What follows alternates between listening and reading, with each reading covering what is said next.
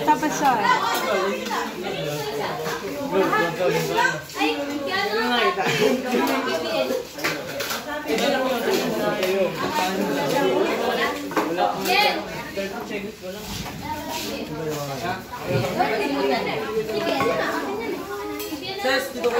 Hello po, good evening sa ating lahat. Dito po tayo ngayon sa Santa Catalina, tahanan Santa Catalina. Ayan, Santa Catalina. Ito po ay campsite. Ayan, ayan, ito po ay campsite, kapatid. Ayan, ito po yung tanggapan, registration. Ito naman yung campsite, yung pinagdadaosan ng gawain.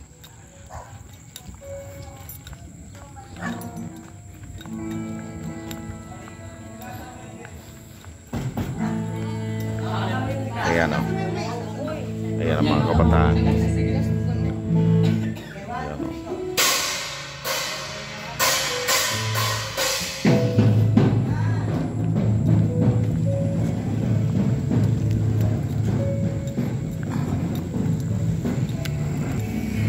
So ito yung service natin. So ito yung pinakaharap. Ito naman yung pinakakanton. Kanten. Kami po nagluto dyan ni Pastor. Yan, may swimming pool din po yung banda. Ito yung pinaka house. Dito po kami tumutuloy. Yan, maraming kwarto po ito. So ito yung pinaka tahanan. Ayan, ito mga kalalakihan. Sa taas mga kwarto, marami po yan.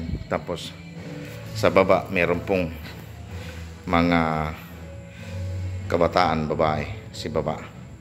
Maraming kwarto po yan. Ito, maraming kwarto. Ayan, meron din pong pwedeng kumain dito. Ayan. So maraming kwarto, meron pa sa ibaba niyan.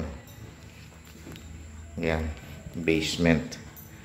Ito papuntang labas.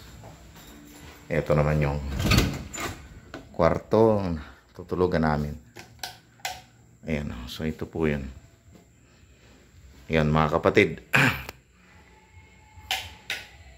So pinakita ko lang po sa inyo yung aming pinuntang campsite.